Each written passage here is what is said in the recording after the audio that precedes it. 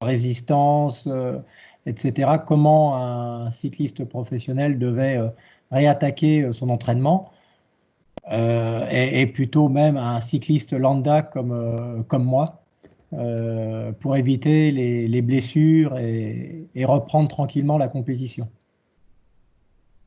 Ok. Bah déjà, avant de parler de déconfinement, nous, il y a une chose qu'on essaie de mettre en place, que le pôle médical essaie de mettre en place dans l'équipe. C'est un peu ce qui se passe déjà dans les clubs de foot, c'est être certain que nos athlètes, ils n'aient pas été contaminés, qu'ils soient été asymptomatiques. Et on sait qu'il peut y avoir des personnes qui sont asymptomatiques, mais qui peuvent avoir des séquelles qui peuvent être cardiaques ou d'autres choses. Donc, on va faire des tests à chacun, que ce soit les Français ou les étrangers, pour déjà être certain s'ils ont été au contact, qu'ils aient les anticorps, et s'ils les ont pas, enfin, s'ils les ont et que c'est passé un peu inaperçu, investiguer un petit peu plus loin pour être sûr qu'il n'y ait pas de risque à ce niveau-là. Ça, c'est la première chose. Après, au niveau de l'entraînement, finalement, c'est sûr que les Français, les Italiens, les Espagnols, eux, ont eu voilà, 8 semaines où ils ne sont pas sortis dehors du tout. Donc, ça ne s'est pas apparenté non plus à 8 semaines sans activité. Là, voilà, on a essayé de mettre en place individuellement avec nos coureurs un programme d'entraînement. Donc, pour certains, le home trainer, c'est un petit peu une corvée, même si des outils comme Swift aident un petit peu à améliorer les heures d'home trainer. Pour certains, c'est difficile. Donc, pour ceux-là, on a surtout essayé de proposer des programmes d'entraînement où la charge mentale ne soit pas trop élevée, parce que le but, c'est évidemment le 11 mai d'être frais mentalement et physiquement pour bien reprendre l'entraînement. Donc la base, évidemment, le critère de base, ça va être la progressivité dans la reprise sur route le 11 mai. Ceux qui ont été capables de beaucoup s'entraîner, qui étaient très motivés dans cette période, il y en a certains, on les canalisait même, parce que finalement, quand on voit le programme de course, elles arrivent qu'en août. Donc ça nous laisse quand même 3 mois pour préparer nos athlètes. 3 mois, c'est quand même très long, hein. Ça s'apparente à une grosse prépa hivernale. Donc voilà, on n'a pas le couteau sous la gorge et on n'a pas de temps à vouloir récupérer, en tout cas avec la majorité de nos athlètes. Donc on a posé les bases et on a pris ces 3 mois en proposant une planification des charges qui soit progressive enfin, dès lundi prochain en fait. Et voilà, sur 4 semaines, il y avait vraiment une notion de progressivité pour reconstituer des bonnes bases foncières. Et à partir de juin, on va commencer à rentrer dans un travail plus spécifique et plus intensif en prévision des courses qui, espérons-le, reprendront août, mais on garde quand même bien à l'idée qu'il y a des chances que ça ne puisse pas être le cas si des fois la situation sanitaire venait à se dégrader dans les prochaines semaines de déconfinement. D'accord. Euh, donc ça répond en partie à la deuxième question qui était vraiment quelles sont les organisations que tu peux faire, toi, en tant qu'entraîneur, pour une reprise la plus adaptée possible en cette période de post-confinement? Nous, ce qu'on insiste beaucoup, évidemment, lundi, tout le monde, que ce soit les sportifs pros, les sportifs amateurs et même les sportifs de loisirs, tout le monde va avoir entre guillemets, une énergie et une motivation extraordinaire pour reprendre. Ce qu'il faut bien avoir à l'esprit, c'est qu'il faut vraiment être progressif et pas vouloir, dès la première semaine, vouloir mettre les bouchées doubles ou vouloir rattraper un temps qui aurait été perdu si les dernières semaines de confinement étaient plus difficiles à se motiver sur le home trainer. Ce qu'on essaye vraiment, voilà, c'est de sensibiliser nos athlètes et donc j'espère vous sensibiliser par rapport à ça pour justement être très progressif, y aller par étapes et surtout bien raisonner sur les 3 mois qui arrivent. Enfin, en tout cas, nous, au niveau pro, on sait enfin, on espère avoir des compétitions en août. La FFC, j'ai vu qu'il y avait un communiqué où c'est pareil, ils espèrent aussi reprendre des courses en août. Et c'est vraiment se dire qu'il faut, le 1er août, être entraîné, évidemment, prêt à reprendre la compétition, mais être encore motivé, quoi. C'est sûr qu'il y aura des cas d'athlètes qui, au mois de mai, vont reprendre pleine balle, seront hyper motivés et vont vite, entre guillemets, se cramer, ressentir une certaine lassitude en juillet, alors que le but, il n'est pas là. Le but, il est d'être compétitif en août, quoi. Donc, je pense qu'il faut vraiment voilà, y aller par étapes et poser des bases saines avec une planification à long terme sur ces 3 mois pour que chacun puisse voir où il va de manière sereine et pas vouloir reprendre trop vite parce qu'évidemment, derrière, il y aurait forcément un retour de manivelle ou voilà, des blessures potentielles ou une usure mentale aussi potentielle qui serait préjudiciable pour la reprise des courses. D'accord. Et par rapport justement au programme qu'ont vécu tes athlètes, enfin déjà peut-être tu peux nous dire quelles étaient les dominantes. Est-ce que tu étais plus sur voilà, de l'endurance? Est-ce que tu étais plutôt sur du seuil? Enfin voilà, peut-être quelles sont les dominances des entraînements que tu as donnés sur cette période de confinement? Et du coup, quelles seraient sur quelle dominante tu vas maintenant travailler maintenant qu'ils peuvent accéder à l'extérieur? Nous, déjà, dès l'annonce du confinement, elle fait que les courses étaient annulées. On s'est tout de suite dit que ça allait être très long. Et dès le début, on s'est placé dans une logique entre guillemets, de couper et d'être dans une phase de break sportif sur 2-3 semaines. Il y en a certains qui, forcément, c'était dur à accepter parce que ils s'étaient entraînés tout l'hiver, ils avaient juste fait 2-3 courses et il fallait déjà couper et s'arrêter.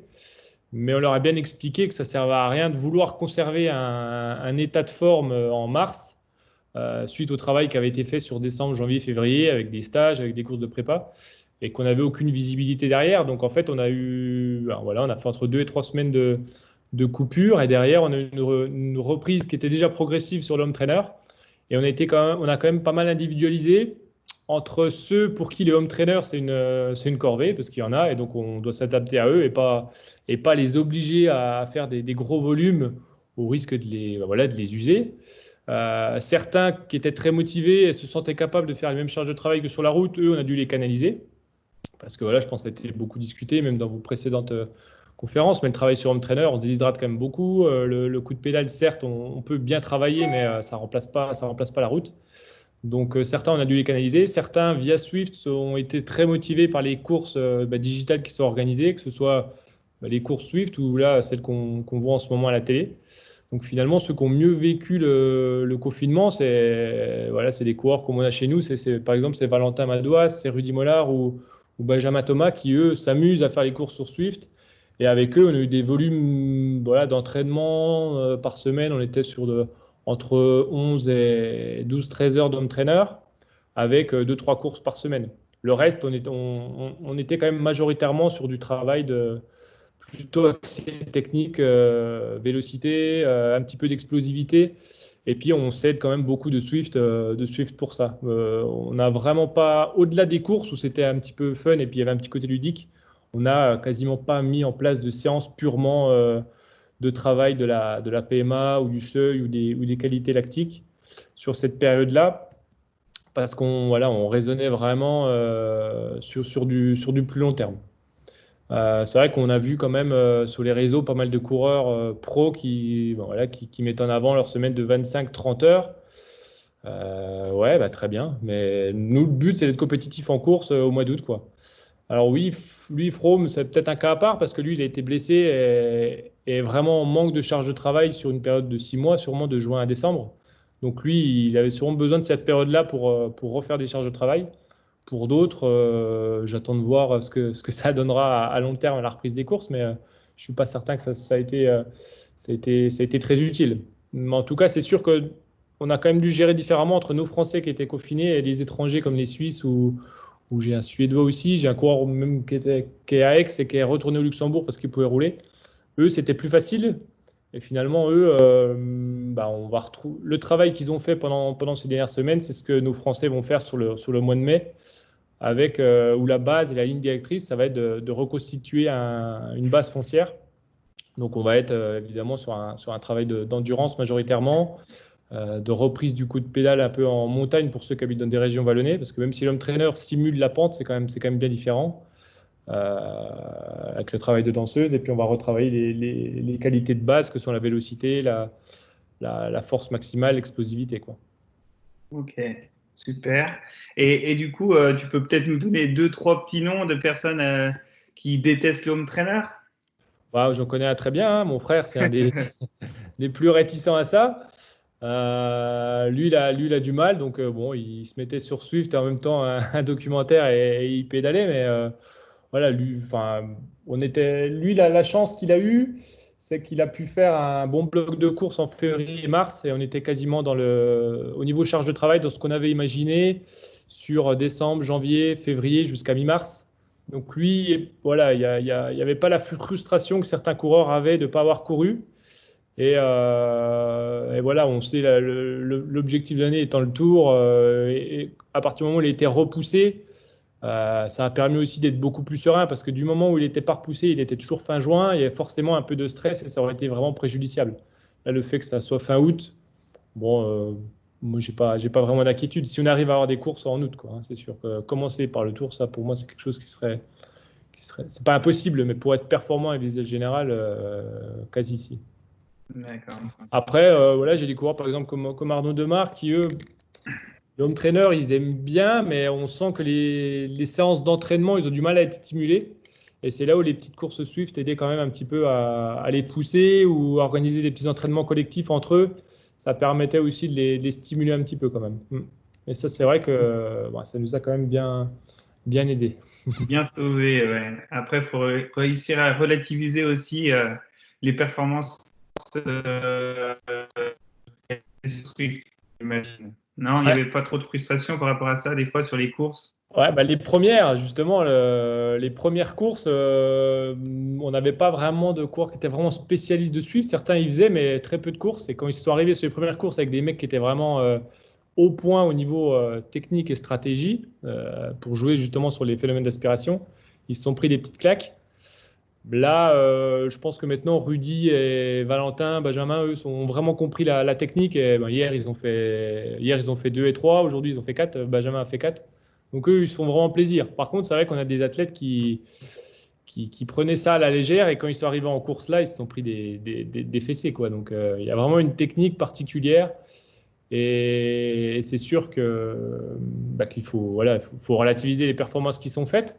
Mais néanmoins, que ce soit sur Swift ou la course en Suisse sur l'application qui était Rouvy, ça a vraiment permis à des athlètes Par contre, ils se mettaient vraiment minables et faisaient des efforts vraiment maximaux et allaient chercher des hauts niveaux de performance, que ce soit Kung, qui a gagné ces 2 étapes, ou qui c'est qu'on a eu, on a aussi Ludwigson, une fois qu'il doit faire dans le top 10. Ils ont vraiment fait des grosses performances sur le home trainer, quoi. Mm-hmm. Super. Du coup, voilà, tu nous as évoqué voilà, la précaution à prendre de ne pas vouloir trop en faire tout de suite. Est-ce que tu aurais d'autres pièges qu'il faudrait éviter? Enfin, est-ce que tu penses à d'autres pièges qu'il faudrait éviter pour cette période de post-confinement? Non, après, on va retomber, pour moi, je trouve, un petit peu dans une période de reprise après une coupure hivernale quand même, à la différence qu'on a le soleil et le beau temps. Donc autant l'hiver, le mauvais temps, il nous aide aussi à pas griller les étapes. Autant là, forcément, il y a des jours, il va faire très très beau, tout le monde aura hyper envie de rouler. Après, mis à part ça, non, au contraire, ça va être une chance de pouvoir refaire des bases en plein printemps. Après, on rentre plus dans des processus de planification et de programmation de l'entraînement. Donc, évidemment, nous, on est plus sur une approche de travail par bloc avec une priorité qui est mise sur le volume dans un premier temps. On n'a pas trop la démarche de commencer par un travail polarisé avec des intensités. Nous, on n'a pas cette approche-là. Donc, voilà, c'est pour ça que nous, avant tout, on se reprojette un petit peu comme dans une période de reprise après une coupure hivernale, et on raisonne vraiment sur les 3 mois qui arrivent avec comme objectif d'être performant début août pour 3 mois qui vont suivre de compétition où ça va s'enchaîner comme rarement on a eu. Donc on a vraiment besoin d'avoir des coureurs qui soient solides et qui soient capables d'être prêts pour le rythme de compétition et surtout de les enchaîner. Très bien. Je crois que là, tu as répondu aussi à la question que je viens de mettre dans le fil de conversation, qui sont les éléments essentiels à retenir pour que la deuxième partie de la saison 2020 soit réussie. Enfin, sauf si tu vois d'autres choses à rajouter, on pourra passer à... On va axer à bloc sur Alors, on a toujours une inconnue sur les stages. Là, en mai, c'est sûr, les stages sont interdits. Donc, pour la reprise et pour le travail qui va être demandé au coureurs, ce n'est pas un problème. C'est sûr qu'en juillet, on espère quand même être capable de mener des stages qui aident qui aident à se préparer encore mieux pour être compétitif dès la reprise en course. Donc voilà, on compte là-dessus, être capable d'organiser des stages en juillet. Ouais. Ok, super. Donc là, on a terminé la première partie qui était attrait à l'entraînement post-confinement. Donc si vous avez des questions, n'hésitez pas à les mettre dans le fil de conversation, on pourra y revenir à la fin. On va passer sur la deuxième thématique qui est liée à l'entraînement dans le professionnel. Donc la première question que je te pose, Julien, c'est quels sont vos champs d'application? Toi, comme tes collègues qui est entraîneur au sein de la structure Groupama FDJ. Ouais, donc alors nous on est 3 entraîneurs. Alors si je prends l'effectif global, donc on a l'équipe World Tour, on est 3 entraîneurs. Donc il y a moi, il y a Davidan, qui a fait un long moment à Dijon et à Toussy, donc qui est bien connu du comité, et Anthony Bouillot, qui est lui du Jura et de l'Amicale de Besançon. Et nos 2 autres entraîneurs de la Continentale, c'est Nico Boisson et Joseph Berlin-Simon, donc aussi des purs produits franc-comtois. Donc voilà, donc on est 5. Nous, en World Tour, on a plusieurs casquettes. Donc on a évidemment notre premier but, c'est l'accompagnement d'un groupe restreint de coureurs. Donc on a 28 coureurs dans l'équipe, on est 3 entraîneurs. Donc mes 2 collègues en gèrent 10, moi j'en gère 8, selon différentes spécificités qu'on peut avoir. Ça, c'est notre première mission, donc l'accompagnement et le suivi de l'entraînement de ces coureurs-là. Après, en plus, on a évidemment l'organisation des stages de préparation qu'on organise. On a aussi moi et Anthony, une spécialisation de par notre cursus universitaire basé sur tout ce qui est optimisation du matériel. Moi, le matériel, Anthony, la position. Et donc, en fait, on est aussi les personnes qui sont les interlocuteurs de nos partenaires techniques. C'est-à-dire que toute la relation avec Lapierre, Shimano et la marque Elite qui nous fournit les bidons et home trainer, c'est moi qui en suis le responsable. Et lui, Anthony, va gérer la partie avec Garmin, avec nos pneumatiques Continental et avec les selles Prologo. Donc, on a ça en plus de notre fonction d'entraîneur et on doit gérer finalement tout ce qui est commande, tout ce qui est le développement. Donc, le développement des vélos, nous, à la Groupama FDJ, on travaille beaucoup avec Lapierre qui est basée à Dijon. Donc, ça, c'est hyper pratique.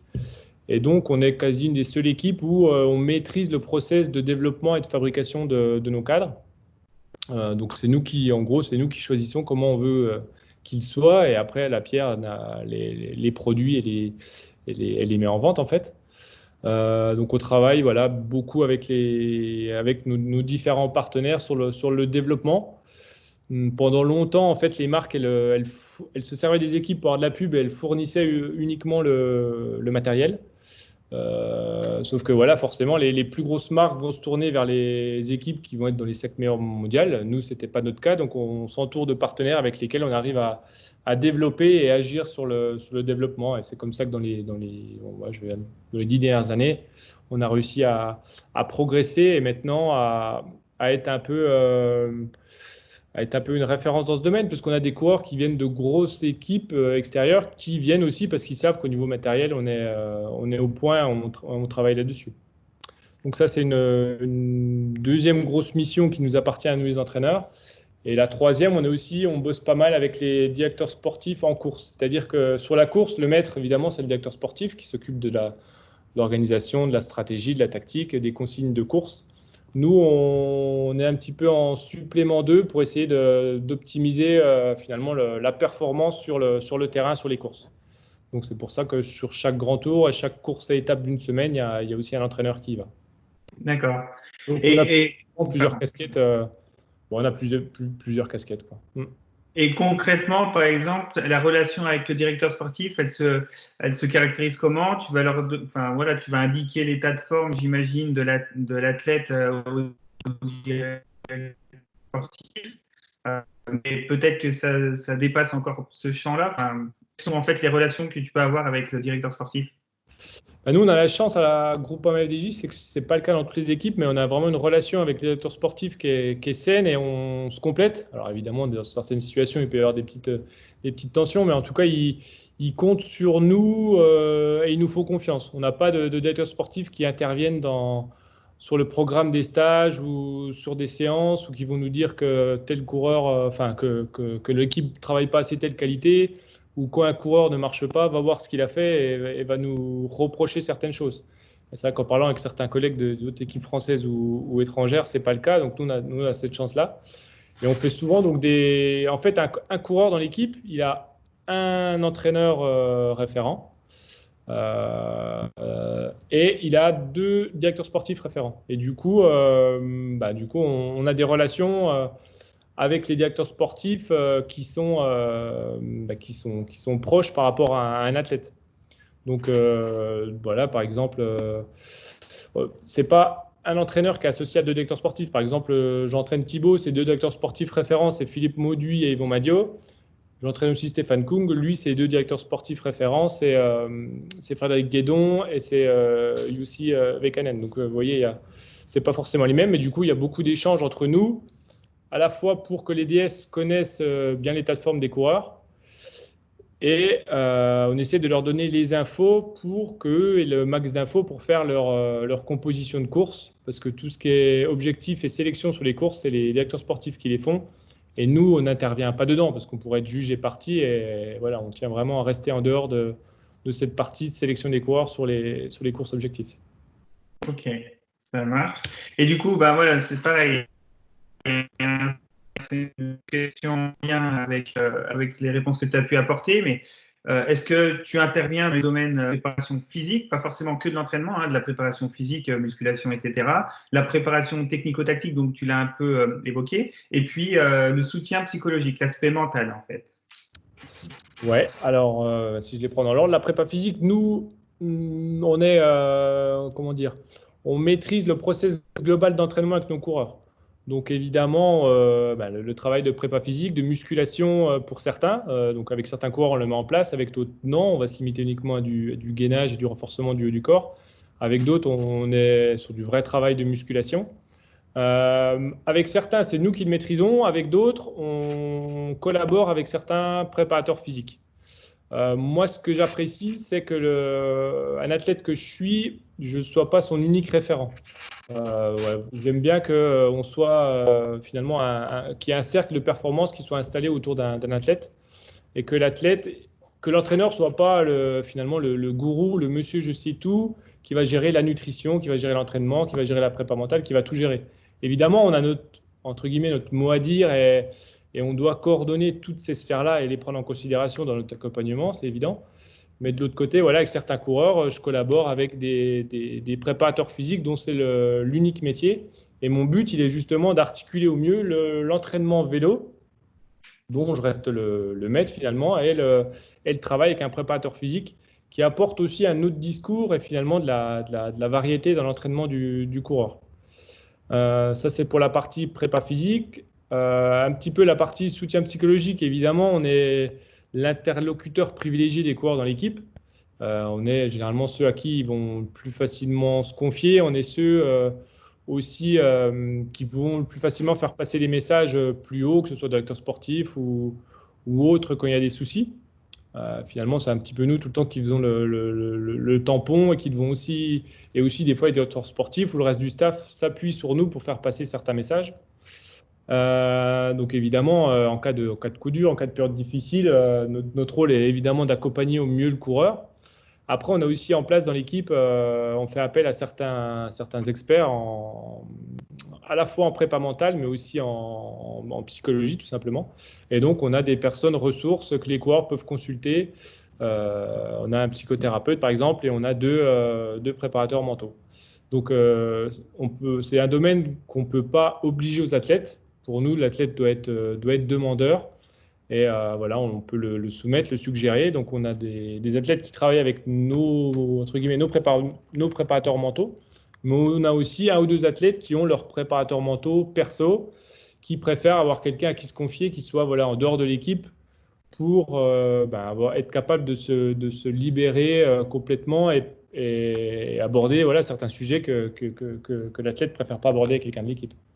Donc, on a un petit peu tout ça, mais dans tous les cas, même avec un athlète qui a un préparateur mental extérieur, c'est important de garder que l'entraîneur. Donc, nous, on garde des contacts avec cette personne ressource-là, quoi.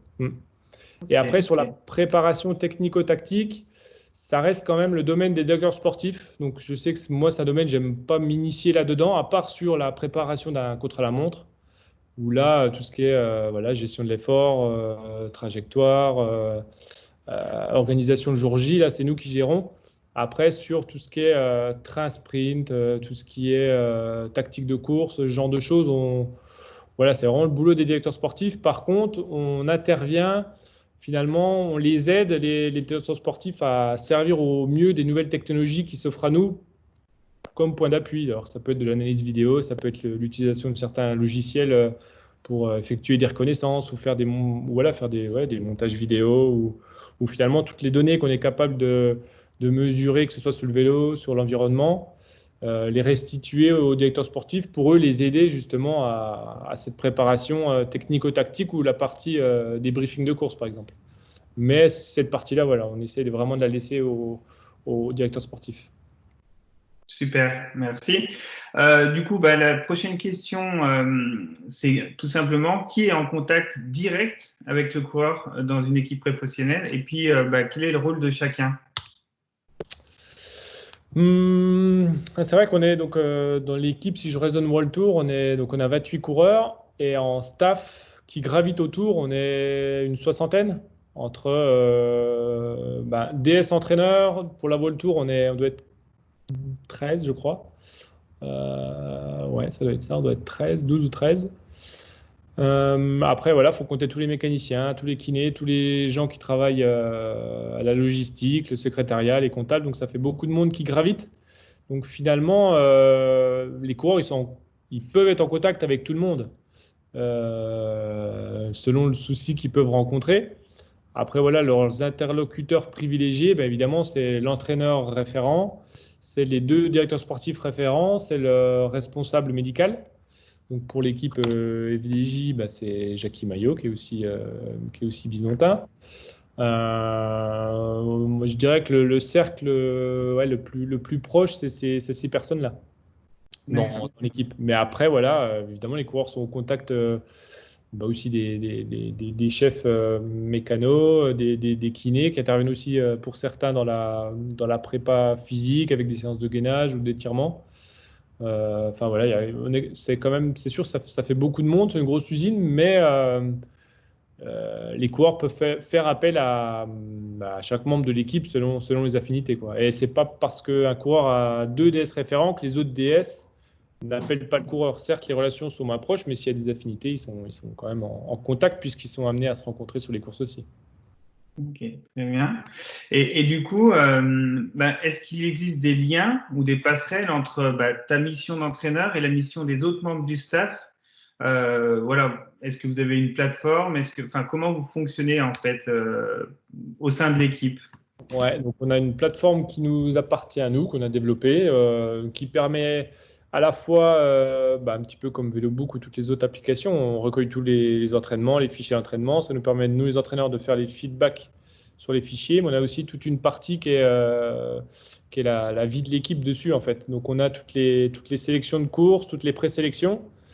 Que ce soit pour le staff ou pour les coureurs, en fait, sur notre plateforme, qui est une appli aussi téléphone, on peut aller voir sur telle course qui est présélectionné quand on est, par exemple, 1 mois ou 2 mois en amont de la course, que ce soit le staff ou les coureurs. Et les sélections sont validées dessus, ça permet de recevoir des notifications. On reçoit les convocations aussi via la plateforme, ça permet de faire passer n'importe quel type de message est véhiculé via cette plateforme. Alors certaines fois, quand c'est des sujets qui sont délicats ou urgents, il y a un double accès qui est par mail et via la plateforme. Mais généralement, voilà, la plateforme, c'est le cœur et ça permet de recenser un petit peu tout. À une période, on avait même les débriefs de course qui étaient visibles par tout le monde sur la plateforme. On le fait plus. On a une autre manière de débriefer. Mais voilà, en gros, il y a cette partie-là. Et évidemment, le lien privilégié, ça reste quand même le téléphone, hein. On n'a pas la chance d'être comme un sport collectif ou comme ce qu'on essaye de mettre en place dans la Continentale où tout le monde habite à Besançon, d'avoir tout le monde sous la main. On ne voit pas tout le monde au quotidien. Donc, le meilleur outil, ça reste le téléphone. Ok, très bien. Donc, depuis le début, c'est vrai que tu as évoqué plusieurs fois la Continentale, hein, qui est effectivement basée à Besançon. Et c'est en lien du coup avec la prochaine question, c'est quel est votre procédé pour évaluer le potentiel d'un coureur en général et plus particulièrement d'un néo-pro? Du coup, depuis, en fait, à la base, c'est vrai que la formation, ça a toujours été un petit peu l'essence de l'équipe des frères Madio depuis le début. Ils ont toujours eu cet état d'esprit de recruter des jeunes tôt, de les former. C'est très rare qu'on recrute finalement un grand coureur. Les grands coureurs qui ont été dans l'équipe, ils ont été recrutés jeunes et ils ont été formés, ils ont progressé dans l'équipe, hein, des McGee, des Gilbert, voilà, c'était des coureurs comme ça. Après, les autres coureurs comme Thibaut, comme Arthur, comme Demar, c'est un petit peu pareil. Donc nous, la détection, ça, c'est quand même, ça fait partie de l'ADN de l'équipe. Depuis, alors on avait un processus qui s'appelait la fondation à l'époque, quand je suis arrivé dans l'équipe il y a 9 ans. En gros, ils aidaient 3-4 coureurs qui étaient espoirs, qui avaient une bourse. Voilà, ça permettait d'aider quelques athlètes, mais il y avait pas, on pouvait guère aller, à l'époque, on n'allait pas plus loin, aussi pour une question de budget. Après, il y avait eu un petit rapprochement avec le club d'études, puisque chaque année, il y avait un pro qui passait, donc on les aidait un petit peu aussi du matériel. Après, via Nicolas Boisson, qui était à la Between U19 à l'époque, donc, qui était une réserve de bons juniors nationaux, on avait créé une passerelle, donc pendant 2-3 ans. Ça nous a permis de récupérer des très bons coureurs comme David Gaudu, Valentin Madouas, ils viennent de ce cercle-là. Donc là, évidemment, on faisait, pendant toute cette période-là, hein, sur les stages de l'équipe World Tour, on était amené à faire venir 2-3 jours ces jeunes qu'on suivait de la fondation ou de la Between et de leur faire passer certains tests. Donc il y avait à la fois des tests physiques, évidemment, on suivait les résultats en course.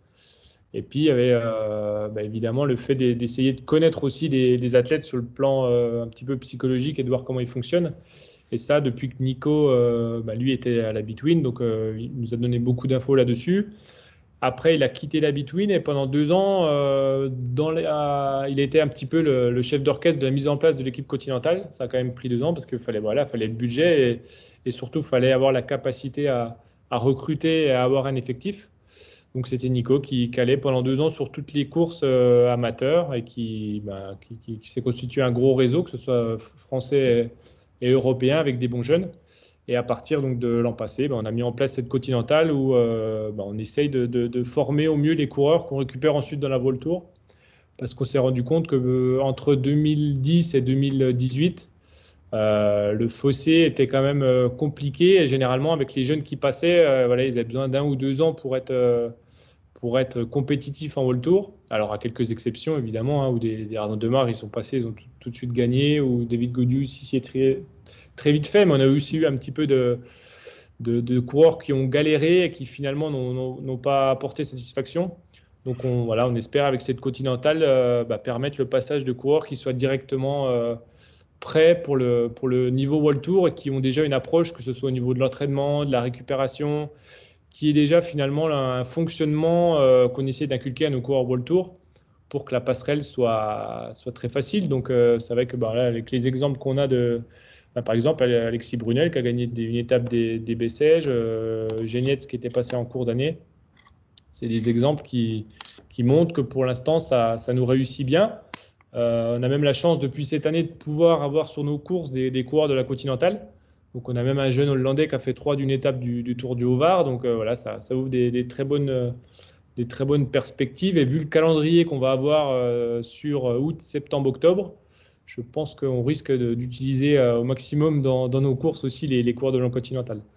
Donc du coup, le suivi et la détection, elle se fait vraiment, c'est vraiment Nico qui a été le chef d'orchestre des dernières années de ça. Alors évidemment en lien avec dans les entraîneurs, c'était David qui s'occupait de ça depuis qu'il arrive dans l'équipe en 2005, via évidemment le directeur du pôle performance qui est Fred Grapp, via les DS. Donc c'est Yvon, donc Yvon Madiot, le frère de Marc, qui lui a la détection, ça a toujours été son fer de lance. Et donc ils avaient un petit groupe sur lequel ils se partageaient à la fois les résultats, les échanges et les impressions que Nico pouvait avoir. Et certaines fois, des coureurs venaient 1 ou 2 journées sur Besançon, on leur faisait aussi passer des tests. Après, voilà, généralement, les coureurs clinicaux et en contact, il y a souvent des échanges des données d'entraînement, données de puissance qui permettent vite de caractériser le potentiel de l'athlète en complément des résultats. Ok, parfait. Merci pour ces questions très précises, ces réponses très précises, pardon. Donc, on a terminé la thématique là, sur l'organisation de l'équipe Groupama FDJ. On va passer à la deuxième thématique. Donc, Geoffrey, si tu es parmi nous, tu pourras poser la question que tu m'as envoyée au préalable concernant l'entraînement. Là, on va passer dans la thématique entraînement. Geoffrey, si tu es là. Oui, je suis là. Je ne sais pas si vous m'entendez bien. Oui, c'est bon, parfait. Alors, bonjour tout le monde. Bonjour Julien. Bonjour. Alors, je voulais savoir, pour les entraînements, si vous travaillez plus avec la PMA ou la FTP pour le travail d'intensité. Et si vous travaillez avec les deux, sur quel type d'intensité vous travaillez avec l'un ou l'autre? Alors donc finalement, c'est vrai que nous, en France, on a longtemps été quand même basé au niveau de nos entraînements sur l'échelle des I, les intensités que vous connaissez, de I1 à I7 via des pourcentages de PMA. De plus en plus, évidemment, le modèle américain basé sur le FTP arrive. Donc évidemment, de plus en plus, on utilise les outils de quantification de la charge d'entraînement via le TSS, via ces indices-là. Donc, on sert aussi du FTP. Donc, j'ai envie de dire, de plus en plus, on utilise les deux, même si j'aurais plutôt tendance à dire qu'on individualise au max les zones de travail.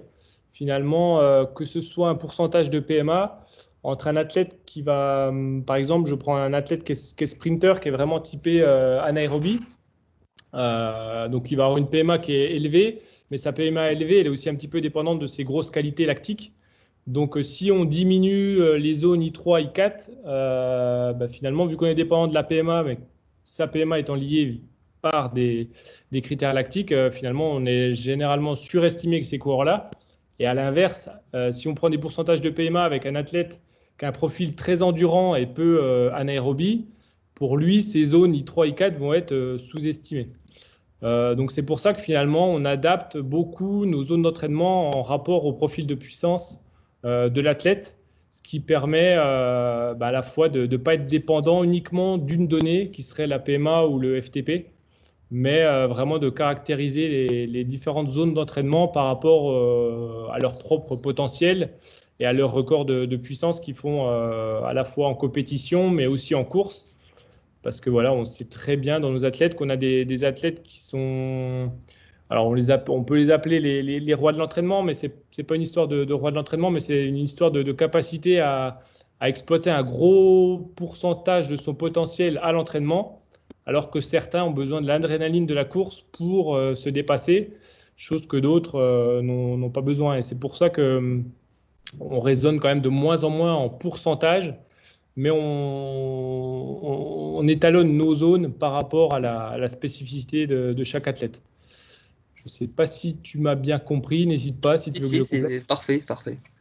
Mais du coup, même pour un coureur qui est plus endurant, quand vous le faites travailler la PMA ou des zones I6, vous allez plus vous baser sur la PMA, malgré que de manière générale, vous baserez peut-être plus pour la FTP. Oui, si par exemple je vais travailler avec un athlète sa zone lactique, je vais plus m'intéresser alors déjà à quel type de séance. Est-ce qu'on cherche vraiment à développer sa puissance lactique? Dans ce cas-là, on est généralement sur des efforts où on ne regarde pas le compteur, donc on ne cherche pas à quantifier l'intensité. Si on est plus sur une répétition d'efforts lactiques, là on va chercher peut-être à calibrer. Mais dans ce cas-là, on se place dans la zone I6 et la zone I6, nous on la calibre un petit peu. Le haut de la zone I6, ça va être la puissance max sur 30 secondes. Du coup, on est complètement indépendant de la PMA ou du FTP, vu qu'on se place là-dessus. Et le bas de notre zone I6 et le haut de la zone I5, généralement, on le prend pour la PMA. Et nous, la PMA, on ne l'évalue pas via des tests sur Home Trainer, mais on est plus sur des puissances max sur 4 minutes, entre 4 et 5 minutes, selon les performances qui sont réalisées. Mais généralement, un test sur le terrain de 4 minutes nous renseigne pour nous le mieux sur la PMA des athlètes. Merci. Vous avez aussi une question par rapport au manque de confiance des coureurs sur les courses. Est-ce que tu souhaites toujours... Ah oui, j'ai oublié. Oui, c'est vrai qu'on est beaucoup dans ce cas-là, surtout moi. Si tu aurais un conseil à donner ouais, aux coureurs qui ont un manque de confiance arrivé sur les courses. Euh, c'est un vaste sujet. Sache que c'est un sujet que même les plus grands leaders mondiaux l'ont aussi. Ça fait partie de l'ADN des sportifs de haut niveau. Ils sont rares les athlètes qui arrivent sur une course sans aucun doute et sur deux à 100%. Après, voilà, il faudrait pousser un petit peu plus loin la discussion pour essayer de comprendre bah, voilà, sur quel domaine tu manques de confiance en toi. Est-ce que c'est par rapport à tes qualités physiques? Est-ce que c'est uniquement une gestion du stress ou de la pression que tu as du mal à maîtriser? Voilà, il y a quand même beaucoup de choses et c'est difficile de répondre comme ça en une seule phrase. Mais ce qui est évident, c'est que c'est dans le dialogue, alors que ce soit avec ton entraîneur ou si tu es en pôle, si vous avez accès à un préparateur mental, il y a forcément des infos à aller chercher de ce côté-là. Mais ce qui est sûr, c'est déjà, c'est bien d'avoir la capacité de le caractériser, de le dire et de le reconnaître. Mais du coup, c'est évidemment dans le dialogue et en essayant de comprendre pourquoi qu'on peut essayer de trouver des solutions. Je suis désolé, j'ai pas vraiment de solution et de recette miracle par rapport à ça, mais avec chaque athlète, voilà, on peut essayer selon d'où vient ce manque de confiance en soi, de travailler sur telle ou telle posture ou attitude en amont des compétitions. Merci. Si je peux juste me permettre, Geoffrey, et puis Julien aussi, il y a quelques fiches qui ont été écrites sur le site de la TD. Bon, tu trouveras peut-être des réponses à ta question concernant la confiance. C'est sur le site Trouver chez vous. Il y a un onglet préparation mentale et dedans, tu pourras peut-être trouver deux, trois petits outils qui t'aideront. Mais c'est vrai que, comme l'a dit très justement Julien, c'est pas en 3 phrases et le temps qui nous est imparti qu'on peut apporter vraiment des solutions très concrètes. La deuxième question concernant l'entraînement, c'est Loïc qui nous la pose. Loïc, est-ce que tu es là? Tu m'avais prévenu que tu serais peut-être un peu en retard. Loïc, Philippe. Bon, il est peut-être pas là, donc je vais la poser pour lui. Donc, Julien, est-ce que c'est pas trop difficile d'entraîner ton frère par rapport à un autre cycliste? Ça dépend pourquoi. Certaines fois, ça peut l'être, parce que, bah, évidemment, il a moins la crainte finalement qu'on peut avoir vers une personne extérieure. Donc, certaines fois, en situation de groupe, il peut me mettre dans des situations où je peux être en porte-à-faux. Donc, parfois, ça peut voilà, me mettre en porte-à-faux, mal à l'aise. Mais en majorité, non, je pense que c'est quand même une chance que l'on a. Alors, forcément, chaque relation entre frères sont différentes, hein, mais nous, je pense qu'on a une bonne complicité. On est capable de se dire les choses sans se vexer. Voilà, on se dit les choses cash, on n'a pas besoin de mettre de forme. Voilà. Après, ce qui est important, c'est que je suis pas le seul. Ce qui est important, voilà, c'est que je ne sois pas le seul interlocuteur de Thibaut à tout gérer.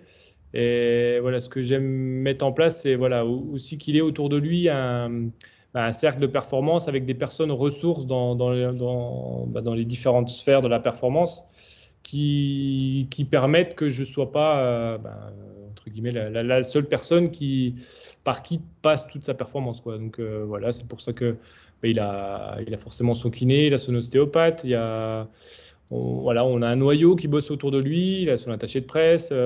Sur les positions, maintenant, c'est tout Anthony Bouillot qui gère cette partie-là. Sur la partie tactique, gestion de course, en course, et voilà, c'est Philippe Mauduit depuis qui nous a rejoint dans l'équipe, qui nous apporte beaucoup. Donc c'est ça que j'essaye de construire aussi, c'est pas être l'entraîneur qui gère tout, mais j'essaie d'apporter le maximum de compétences autour de nous pour essayer de lui apporter le max de performance et un climat de travail dans lequel il peut être le plus serein possible. Ok, merci. La prochaine question, c'est Maxence qui la pose. Maxence, est-ce que tu es là?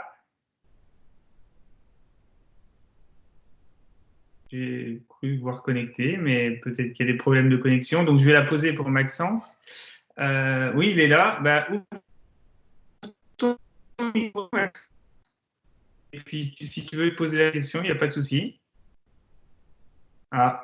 Bon, Maxence, visiblement, a un problème de micro puisqu'il me dit qu'il a ouvert le micro. Donc, Maxence, il pose la question. Donc, si en 2020, on a une année blanche en termes de compétition, bah, comment feriez-vous pour travailler, enfin, voilà, comment feriez-vous travailler les athlètes jusqu'à la période coupure hivernale, charge d'entraînement, cycle de travail, etc.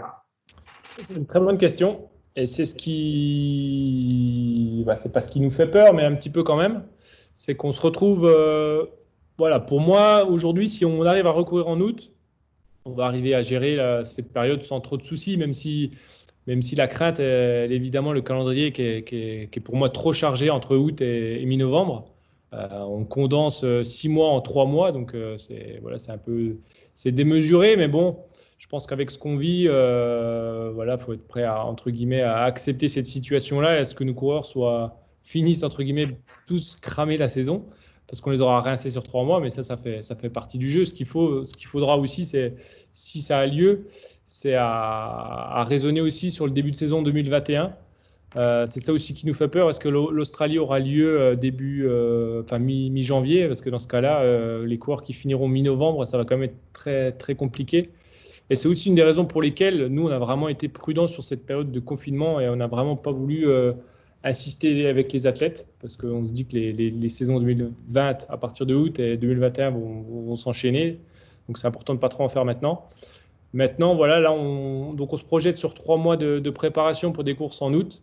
Si ça venait à être annulé, on serait obligé je pense, de procéder différemment et de se dire finalement que même si les courses n'ont pas lieu en août, de nous provoquer à l'entraînement en fait entre guillemets, des simulations de courses ou des charges de travail qui permettront en 2021, parce qu'à un moment donné, on va quand même bien reprendre une vie normale, que l'année 2020 ne soit pas une année blanche et ne soit pas néfaste à la poursuite de la carrière de nos coureurs. Donc voilà, il y a deux situations. Il y a la situation où si on court de août à octobre à bloc, là, la coupure hivernale, il y en aura une qui sera après les courses, vers la mi-novembre. On reprendra forcément l'entraînement un petit peu plus tard que d'habitude. Ça, c'est une chose. S'il n'y a pas de course, forcément, là, on restera, je pense, sur notre période de 3 mois, là, de montée en pression. Et sur septembre, octobre, on essaiera de reproduire finalement des charges de travail de compétition. Je pense sur août, septembre, pour ensuite arriver et avoir une coupure hivernale. Après, voilà, là, je parle un petit peu dans le vide parce qu'on ne sait pas. Ça se trouve, il y aura peut-être que quelques courses en octobre, ou ça se trouve, il n'y aura pas de course du tout et on reprendra mi-janvier en Australie. Et dans ce cas-là, ça sera bon de couper, entre guillemets, parce qu'à un moment donné, ce confinement, ça n'a pas non plus été une coupure hivernale. Il n'y a pas eu non plus de vacances. Les athlètes sont quand même restés dedans. Ils sont restés chez eux. Donc, il n'y a pas eu vraiment de période où ils ont pu débrancher complètement. Donc, voilà, s'il n'y a aucune compétition, je pense qu'il faudra se recaler sur un modèle où les coureurs devront être performants dès début février. Je pense que s'il y a des crosses organisées cet hiver, évidemment, ce sera des choses qui pourront être intéressantes. Ou si les compétitions sur piste, si c'est autorisé à partir de novembre, ça peut être des choses qui peuvent être hyper intéressantes. Mais ce qui est sûr, c'est que voilà, s'il n'y a pas de course en août, septembre, ça sera important de reproduire des charges de travail de compétition. Alors voilà, on ne sait pas si on pourra faire des stages et à ce compte-là, peut-être qu'à des petits noyaux de 5-10 coureurs, on fera des simulations de course. Voilà, il y a encore beaucoup de doutes, mais ce qui est sûr, c'est que oui, il ne faudra pas que l'année 2020 soit non plus une année trop blanche et trop faible en termes de charge de travail. Ok, c'est bien, merci Julien. Et du coup, voilà, peut-être là de manière plus globale, en temps normal, quand on n'a pas de virus qui circule, comment tu construis une planification d'une saison? Quels sont les grands principes que tu suis en fait, toi perso? Ouais, alors moi je pars du principe que la meilleure planification, en fait, elle repart du programme de course. Et c'est pour ça que notre travail avec les directeurs sportifs, il est hyper important. C'est qu'avant de placer les cycles de travail, il est important de placer les périodes d'objectifs où l'équipe compte sur les coureurs. Alors généralement, voilà, quand je suis arrivé il y a 10 ans et je pense encore plus il y a 20 ans, c'était des choses qui étaient compliquées et on sélectionnait les athlètes. Quand ils étaient forts, on les mettait sur les courses et puis quand ils étaient cramés, ils étaient à la maison, ils étaient plus sélectionnés. voilà, depuis quelques années, on arrive à bien travailler avec les directeurs sportifs pour avoir des programmes pour les 28 coureurs qui permettent d'avoir des planifications avec des périodes de travail, des périodes d'objectifs sur des compétitions. Les coureurs sont attendus à leur potentiel max. Alors, je vais changer de pièce pour recharger mon ordi. Et donc voilà, ça part du programme de course. Donc sur les 28 coureurs, on a évidemment des coureurs qui sont jeunes. Pour eux, évidemment, on est plus dans un projet de carrière sur du plus long terme. Avec d'autres coureurs, si je prends par exemple Thibaut, évidemment, la question chaque hiver, c'est sur quel grand tour il va avoir ses objectifs. Une fois que la décision a été prise avec le staff, avec les sponsors aussi qui ont leur mot à dire, derrière, on articule sa saison et on place les différents cycles de travail en fonction. Donc le but à chaque fois, évidemment, il est que sur les objectifs qui sont définis par les directeurs sportifs, on ait les équipes la plus compétitive avec des coureurs qui ont un rôle bien défini, quoi. C'est sûr que quand on va sur des courses comme le Tour de France ou sur le dernier Paris-Nice, chaque coureur est censé être à son 100% quand il arrive et il a un rôle qui est précis et il doit assurer, quoi. Et ça, c'est notre rôle à nous de faire pour qu'il soit performant pour ça. Donc après, voilà, selon les athlètes, on a différents types d'entraînement. Certains répondent bien à l'altitude, certains n'aiment pas trop ça. Donc, on met en place différentes choses. Je n'entraîne aucun coureur de la même manière qu'un autre. On essaie d'individualiser au maximum en fonction des qualités pour toujours essayer d'avoir une balance contrainte-plaisir qui permette d'avoir des athlètes motivés en compétition. Et je pense que la clé entre une bonne planification liée à un bon programme d'entraînement et une balance entre la contrainte de l'entraînement, des sacrifices qui sont à faire et le plaisir qui doit être trouvé aussi. Parce qu'il y a toute la partie aussi de la nutrition, la partie récupération. Donc voilà, notre rôle, il est à nous de gérer au mieux ces charges de travail et ces notions de plaisir et de motivation. Parfait. Et du coup, justement, par rapport à ce programme de compétition, hein, tu l'as dit, hein, qui vient de paraître, là, qui sera très intense, de 3 mois. Comment vous êtes organisé pour redispatcher les objectifs, en fait, en fonction des coureurs? Alors, c'est une très bonne question. Du coup, donc, le calendrier, il est tombé. Donc, le calendrier World Tour, lui, est tombé cette semaine. Donc, on avait déjà eu quelques infos par rapport à ça. Là, il a été confirmé. On attend, normalement, je crois que c'est aujourd'hui ou demain, le calendrier national de toutes les courses, comme le Tour de l'Ain, Route d'Occitanie, Tour du Limousin, toutes ces courses-là. Je crois qu'il y avait des réunions hier à la Ligue et aujourd'hui à la Fédé pour ça. Et donc, on attend déjà d'avoir ce calendrier-là. Et après, nous, en interne, nous, ce qu'on prône, c'est d'attendre début juin avant de s'emballer. Parce qu'il y a déjà tellement eu de plans qui ont été faits et qui ont été mis à la poubelle, entre guillemets, qu'on attend de voir ce mois de mai pour savoir comment ça va se passer au niveau du déconfinement, s'il n'y aura pas de deuxième vague ou si les marqueurs sont positifs et que vraiment les courses pourront prendre en août. Et l'échéance est fixée à début août pour essayer de réfléchir au programme à la fois des coureurs, mais aussi du staff. Parce que nous, notre premier réflexe qu'on a vu ce calendrier-là, c'est par exemple, il y a 2 week-ends de suite qui suivent en octobre où il y a Giro, Vuelta, Tour des Flandres, Paris-Roubaix. Donc ça veut dire 3 fronts et ça veut dire du staff sur ces 3 grosses courses. Finalement, comme c'est rarement...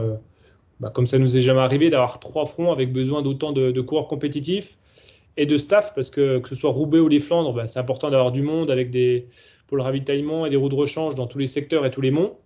Sur les grands tours, comme on part 3 semaines, c'est là qu'on a le plus de monde en termes de mécaniciens. On a 4 mécaniciens, on a 6 assistants, il y a 3 directeurs sportifs. Donc quand on cumule tout ça, avec notre fonctionnement habituel, clairement en octobre, c'est quasi impossible. C'est impossible d'être partout, quoi. Donc, on attend encore un petit peu de voir comment tout ça évolue pour ensuite réfléchir à... Alors, évidemment, on a déjà des petites idées, hein. Ce nouveau calendrier est aussi quelque chose de stimulant et d'innovant, puisque, comme on commence à le lire un petit peu partout, hein, ça va être possible d'avoir un Tour de France qui prépare au classique, que ce soit les Ardennaises ou les Flandriennes. Ça, c'est des choses qui sont inédites, donc qui peuvent être hyper motivantes. Ce qui est sûr, c'est que ce sera quasi impossible de doubler Tours et Giro, mais Tours et Vuelta, ça sera sûrement possible. Donc voilà, il y aura des choix à faire et quand c'est comme ça, évidemment, on se projette dans un premier temps avec nos leaders qu'on essayera évidemment de dispatcher au mieux selon les objectifs. Et ensuite, on complétera avec les équipiers pour essayer d'avoir des équipes compétitives. Mais ce qui est certain, au vu de notre effectif et au vu du calendrier, on ne pourra pas être performant sur tous les fronts. On n'a pas la densité du niveau d'une équipe comme Ineos ou Jumbo. Donc on sera évidemment obligé de faire des choix et de profiter de certaines courses pour lancer des jeunes qui, eux, auront pour but de s'aguerrir et de prendre de l'expérience sans pour autant avoir de gros objectifs en termes de résultats. Super, merci. Je crois qu'il y avait Pierre qui avait une question par rapport au critérium d'après-tour. Voilà. Oui, alors, est-ce que tu m'entends, Julien? Ouais, très bien. Alors, le SCO Dijon, on envisage, si c'est possible, de faire notre critérium 3 jours après l'arrivée à Paris. Donc, ça serait le mercredi 23 septembre. Déjà, penses-tu que c'est possible avec le gros travail que vous aurez à faire d'août à octobre? Est-ce que c'est possible que la Française des Jeux, Groupama, autorise ses coureurs à faire des critériums? Et dans le cadre où c'est possible, est-ce que tu penses que les coureurs seraient prêts à revoir un peu leurs tarifs à la baisse en fonction du contexte très difficile avec les partenaires? Ouais, j'imagine. Déjà, je pense, avec nous, notre manager étant président de ligue, je l'imagine mal interdire à nos coureurs de faire des critériums. Oui. C'est pas dans sa philosophie. Ça, c'est sûr. Après, la date, évidemment, elle est quand même compliquée, hein. Vu le programme qu'on a, on sait déjà qu'ils vont beaucoup plus courir que ce que nous, on aimerait pour qu'ils soient performants. On sait qu'à un moment donné, ils seront peut-être en surménage, ils seront fatigués, mais on sera obligé de les aligner parce qu'il faudra qu'on ait une des équipes. Ça sera obligatoire sur le World Tour. Donc ça, c'est compliqué. Après, une grande partie des coureurs du Tour risquent d'être au championnat du monde dans la foulée. Oui. On l'espère, nos grimpeurs, s'ils sont performants. Donc, pour ces coureurs-là, évidemment, ça ne sera pas possible d'être au critérium à Dijon. Pour les autres, il faut voir. J'ai plus le calendrier en tête. Je crois qu'il n'y a pas de Tirreno en même temps que la fin du Tour, si ma mémoire est bonne. Je crois qu'il y a déjà, les critériums, il n'y en a plus que 4. Hein. Il y en avait une dizaine, il n'y en a plus que 4 d'annoncés. Alors, j'ai vu dans le pré-calendrier de la Fédé, j'ai vu qu'il y avait celui-là, il y avait Vélostar, j'ai vu qu'il y avait un nouveau aussi, je ne sais plus où. Dole et Quillan. C'est ça, Dole, ouais. Alors, au niveau des tarifs, est-ce que tu penses que c'est jouable? Moi, je suis pas agent de coureur, je suis agent uniquement d'un coureur. Oui, mais je sais. Mais on va parler de ton frère, alors. C'est évident, oui. C'est évident. Vous savez, même en ce moment, les équipes, alors nous, on a la chance à la Groupama FDJ d'avoir 2 partenaires. Groupama est en assurance et peu impacté. FDJ, par contre, l'est vraiment impacté, puisqu'évidemment, il y a quand même beaucoup moins de monde qui achète des tickets à gratter. Néanmoins, les deux nous font pleinement confiance et n'ont pas prévu de baisse de budget. Sur nos partenaires techniques, c'est quasi le cas, mais c'est sûr qu'avec ceux avec qui on est en renégociation, il est évident qu'on va être obligé de faire quelques concessions parce que c'est évident que les enveloppes ne pourront pas être équivalentes parce que je pense que que ce soit notre marque de casque ou notre marque de cadre, je ne pense pas que pendant ce confinement, ils ont vendu beaucoup de vélos ou de casques. Donc forcément, ils sont impactés et c'est à nous d'être compréhensibles. Donc les coureurs, ce sera pareil. Même le sponsor perso, il y a beaucoup de sponsors de lunettes ou chaussures, parce que c'est les seuls sponsors que les coureurs ont le droit d'avoir dans l'équipe. C'est lunettes et chaussures. La plupart, généralement, ceux qui ont des petites enveloppes avec leur contrat, sur la durée du confinement, évidemment, vu qu'il n'y a pas d'image en contrepartie, il n'y a pas de. Voilà, les coureurs font évidemment des petits sacrifices. Enfin, c'est même pas des sacrifices, c'est logique, quoi. Donc, c'est évident que les tarifs, surtout, en plus, on sera en septembre, donc il y aura forcément moins de public que quand c'est en août. Oui. Donc, les entrées payantes, il y aura moins. C'est évident que les tarifs seront moins élevés. Merci beaucoup, Julien. Mais je pense que le souci ne sera pas le tarif, sera vraiment la disponibilité des coureurs. Oui, est-ce que les préfectures vont nous donner l'autorisation d'organiser aussi, hein? Oui, exactement. Il y a encore beaucoup de questions. Ouais. Merci, Julien. Très bien. Mathéo, si tu es parmi nous, tu avais une question tout à l'heure que tu as posée en cours de route. Est-ce que tu veux bien la poser à Julien? Donc, Mathéo posait la question, est-ce que tu utilises la puissance ou cardio, Julien, pour les entraînements? Les deux. L'idéal, c'est les deux. Le plus important, c'est le cerveau de l'athlète. Avant les watts et avant la fréquence cardiaque, c'est évidemment être en capacité de ressentir l'effort qu'on est en train de faire et d'avoir une finesse perceptive qui soit importante. Mais après, y a pas pour moi, il n'y a pas de choix à faire entre l'un et l'autre. Les deux sont parfaitement complémentaires. Étudier la réponse cardiaque à une intensité d'effort qu'on peut mesurer avec un capteur de puissance, ça renseigne d'autant plus l'entraîneur sur l'effort qui est réalisé par l'athlète. Donc idéalement, c'est les deux. Très bien, merci. Et Yann avait une question aussi à te poser. Yann, je ne sais pas si tu es toujours là. Si, je suis là. Bonjour à tous et merci pour votre temps. Moi, je me posais la question de votre approche sur les différents modèles mathématiques de prédiction d'allure en contre-la-montre et comment prendre en compte le côté humain dans l'utilisation de ces modèles. Très bonne question et on est en plein. C'est typiquement le genre de questions sur lesquelles on travaille, on réfléchit beaucoup. On a déjà utilisé il y a certaines applications qui permettent à partir du parcours, en renseignant la FTP des coureurs, un SCX, d'estimer un plan de gestion basé sur la puissance. On l'a déjà fait, on l'a déjà expérimenté. Finalement, c'est pas ce qui nous donne le plus de motifs de satisfaction. Parce qu'à la fois, finalement, ça peut mettre un athlète dans le mur, dans le sens où la cible peut être trop haute, il va partir trop fort, il va s'effondrer. Et à la fois, ça ne prend pas en compte le jour où l'athlète est dans une forme qui est au top. Et dans ce cas-là, ce plan peut être en dessous de ce qu'il peut être capable de réaliser ce jour-là. Donc finalement, on essaye d'étudier, mais surtout on essaye de faire. Donc on donne des cibles et des zones cibles. Mais le critère principal, ça reste quand même le cerveau et l'athlète qui doit être maître de son effort. Alors on a un ou deux athlètes qui perceptivement sont très mauvais. Et eux sont incapables de s'en sortir tout seuls. Donc ces coureurs-là, évidemment, on est plus précis. Mais généralement, les grands spécialistes, eux, sont capables quand ils sont performants, eux, ils sont capables de savoir bien gérer, bien gérer leur contre-la-montre et adapter la puissance à partir des infos que nous, on est capable de leur donner, à partir de leur potentiel, à partir des modèles qu'on peut utiliser. De l'autre, il faut quand même faire l'athlète pour moi reste au centre du système et c'est à lui d'être acteur de sa gestion sur les chronos. Merci Julien. Et puis on a une dernière question de Luc qui viendra conclure cette visio et qui reprend une question qu'on a déjà abordée. Donc Luc, est-ce que tu es là ? Allô ? Oui. Allô ? Ouais, c'est bon. Ouais, bonsoir à tous. Oui, la question que je me posais un petit peu, c'est quelle ligne guide un petit peu suivre pour replanifier ce qui reste de la saison au niveau du programme de course d'un coureur, sachant qu'on a toujours encore aujourd'hui énormément d'inconnus.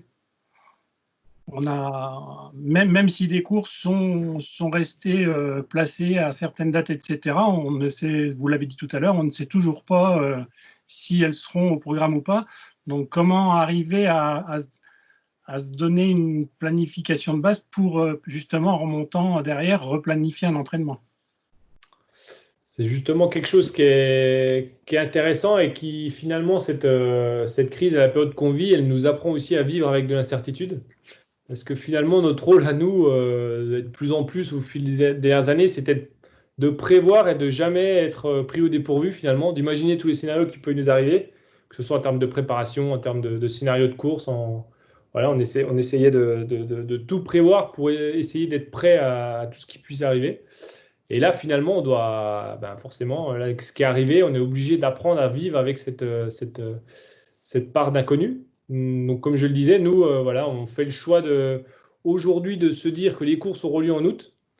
Donc, on fait comme si elles auront lieu, sauf que voilà, on dit bien aux athlètes de garder dans un coin de leur tête pour pas avoir une grosse entre guillemets déconvenue, de garder en tête que tout peut être remis en question selon l'évolution du virus, s'il y a de nouveaux foyers, enfin voilà, si des ministères ou des pays n'autorisent pas certains événements avec une certaine quantité de public.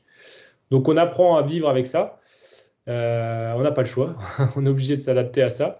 Et donc, c'est pour ça que nous, voilà, concrètement, on se dit aujourd'hui, on se projette avec une reprise des compétitions en août, parce que nous, on nous a fixé un calendrier. C'est vrai que je pense toutes les catégories de jeunes, vous ne l'avez pas encore, votre calendrier, donc c'est encore un petit peu plus compliqué. Et voilà, on se laisse déjà les 3-4 prochaines semaines pour voir l'évolution en France, en tout cas, avant de faire nos sélections de course. Donc, vous voyez, on y va à tâtons, en fait. On ne se jette pas pleine balle le 11 mai en se disant, ça y est, c'est reparti, le calendrier, il est tel quel. On se laisse encore une petite marge. Et au niveau entraînement, voilà, certes, sur ce confinement, nous, on a préféré faire... c'est pas profil bas, mais on n'a pas voulu user nos athlètes pendant cette période-là, parce qu'on savait que derrière, que c'est ces 3 mois qui vont commencer lundi qui vont être importants pour être compétitifs quand ils remettront un dossard. Mais pour autant, voilà, maintenant qu'ils peuvent retourner dehors, c'est à nous d'être capables de remettre en place des charges de travail. Et comme on l'a dit tout à l'heure, s'il n'y a pas de course en août ou septembre, et je pense que ça sera encore plus le cas pour tous les jeunes, qui eux, je ne pense pas qu'il y aura des courses jusqu'à mi-novembre. Tous ceux qui sont dans les catégories de jeunes, c'est important qu'ils ne perdent pas cette année 2020.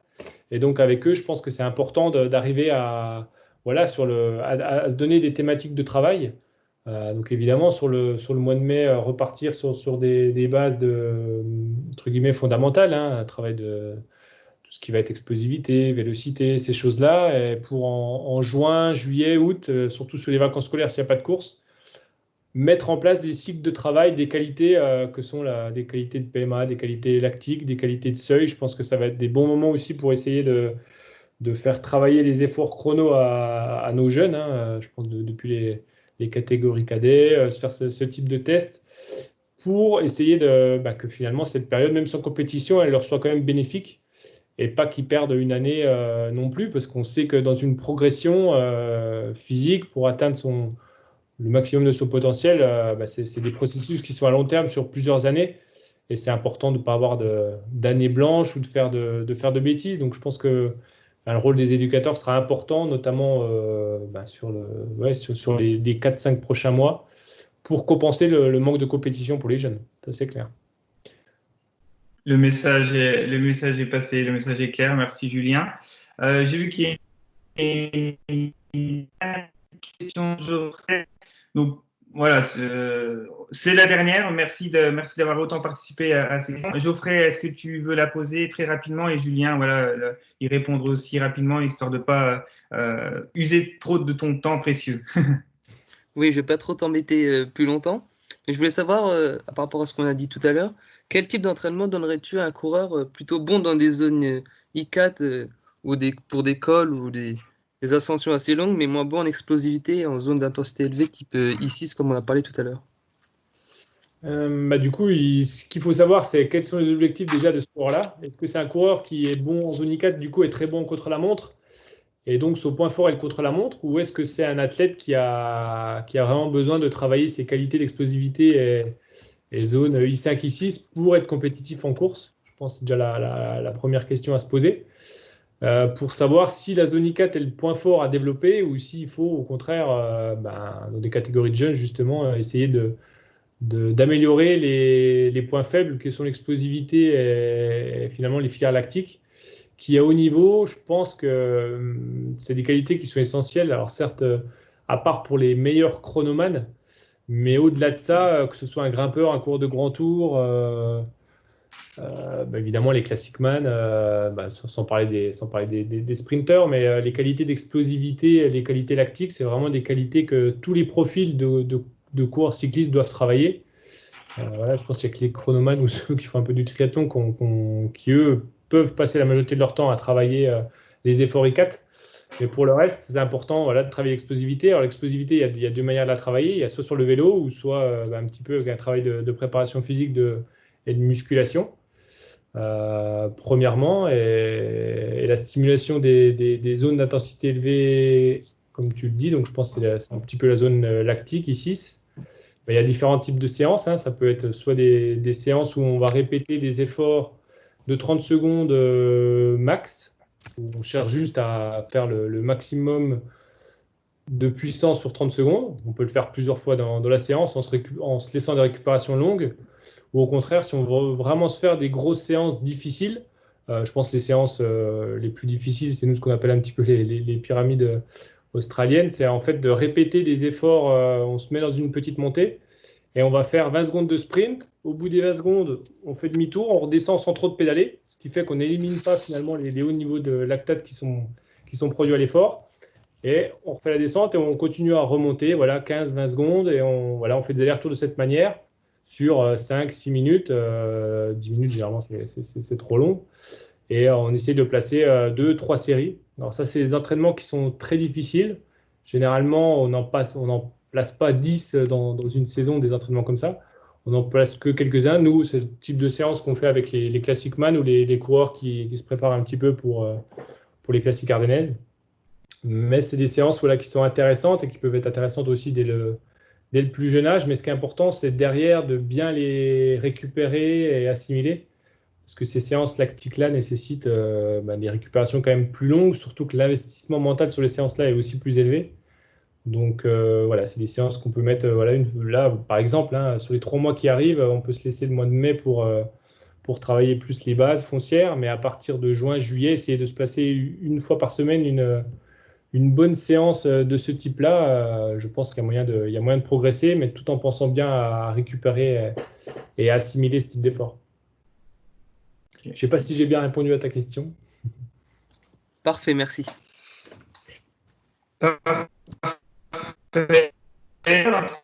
Merci beaucoup, c'était hyper clair et très agréable à écouter. Je te remercie très sincèrement, Julien, d'avoir pris de ton temps pour répondre à toutes ces questions et d'y avoir répondu aussi clairement. Pour information, donc ceux qui ont suivi cette visio, vous allez être destinataire d'un mail qui permettra de juger de la qualité de la visioconférence, comme j'ai pu le faire pour d'autres. Et puis d'autres